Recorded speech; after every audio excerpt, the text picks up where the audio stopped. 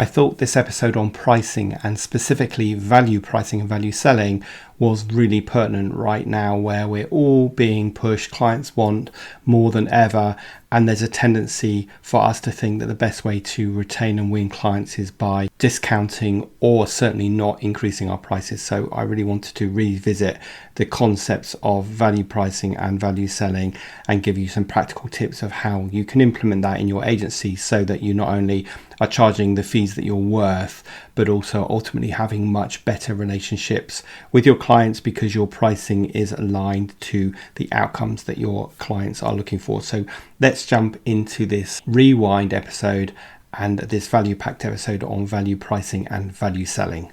I'm Rob DaCosta, and this is the Agency Accelerator podcast.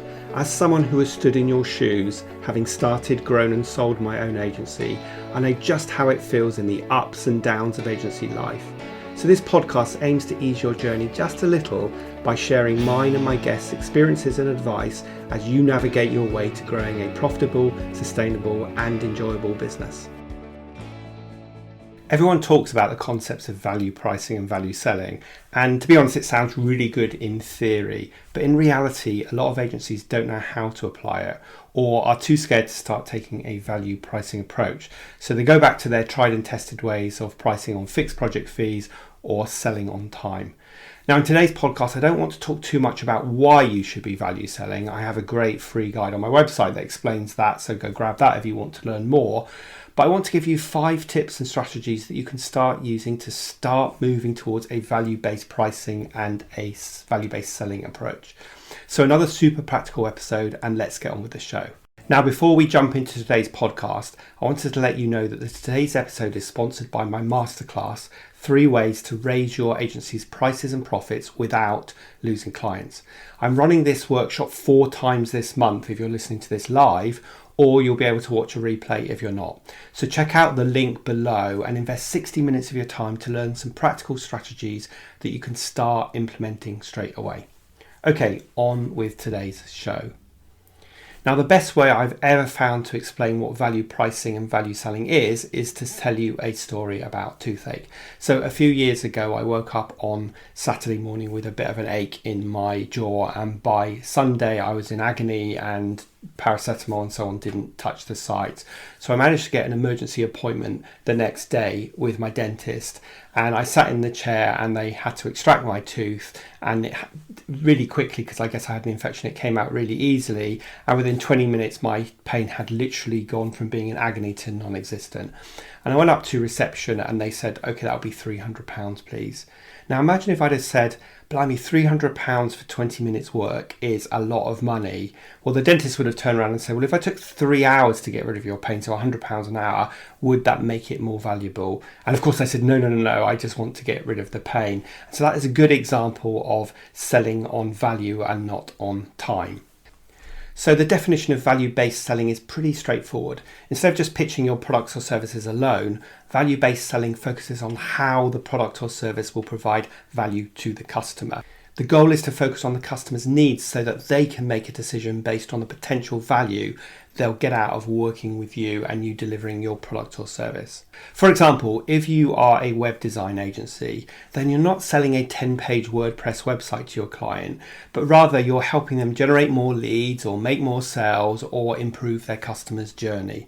This is why having something like a bronze, silver and gold package, depending on the complexity or length of the website, is definitely not the right way to sell, because you're selling outputs, i.e. a website, rather than outcomes, i.e. more leads, more traffic or more revenue. So let me share with you 5 strategies to start moving towards a value-based selling and pricing strategy. Now, consider how you can start using these ideas, and remember, it doesn't need to be a revolution, just an evolution. So even if you implement just one of these, it will start making a change which will make it easier to charge higher fees and result in stronger relationships with your client. So tip number 1, or strategy number 1, is that from the very first conversation you have with the prospect, focus on the outcomes they are looking for and then tie those outcomes back to their bigger business goals. Identify the transformation from being in pain to not being in pain, because clients will always pay a good fee to not be in pain any longer. And your job in the early conversations is to identify this pain and this transformation they're looking for. This means that you need to put the customer first and spend as much time in your prospect conversations in fact-find mode before you start telling them about your agency and your products and your services.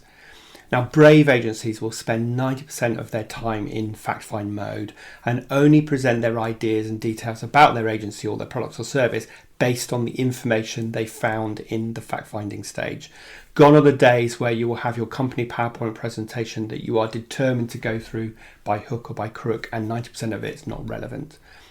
Now, this is just good advice for any kind of prospect meeting you go on. Make it all about the client.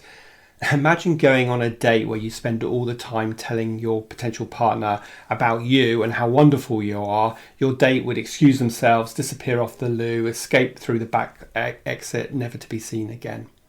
So make sure that you're adding value each time you engage with your prospect to continually build trust and create that long-term positive experience and that relationship.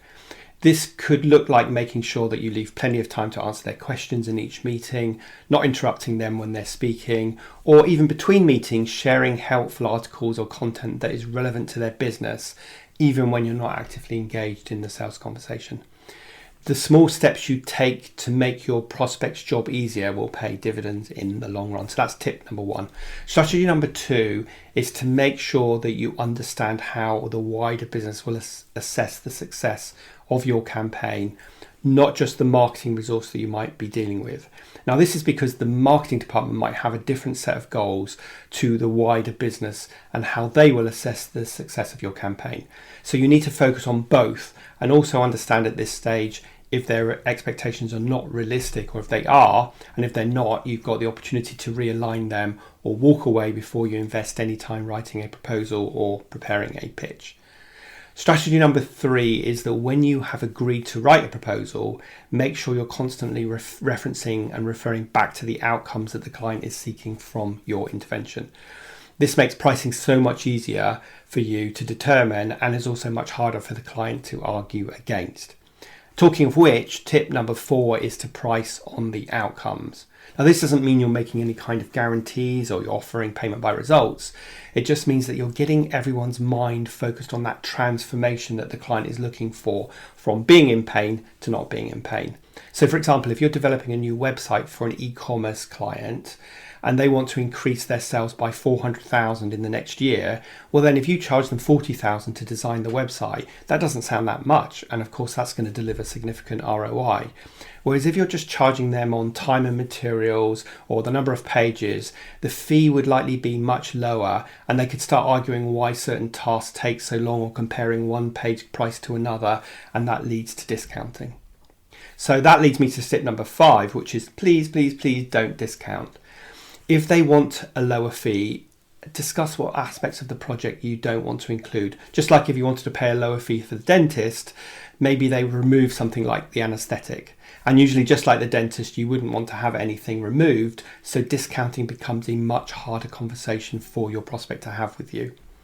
So there you go, quick 5 tips that can help you move the conversation and your pricing strategy towards a value-based pricing and selling approach. I always tell my clients that pricing is 50% mindset and 50% application.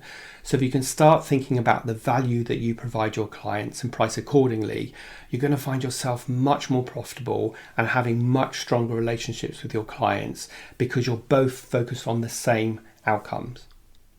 So I hope you found this really quick episode useful. If you want to know more, then please do make sure you join me on one of the masterclasses that I mentioned, where we dig into value pricing in much more detail, as well as some other strategies that are aligned with pricing that ultimately mean you can increase your prices, win more profitable business, and have stronger client relationships. Now, as ever, if you enjoyed this episode, please consider leaving a review on Apple Podcasts, because that helps the algorithm show the podcast to more people just like you, which means I can help more people. And of course, make sure you've hit the subscribe button so that you're alerted when a new episode is published every week. And if you're watching this as a video, then also please hit the subscribe button and the like button. And of course, I will see you next week for the next episode of the Agency Accelerator podcast.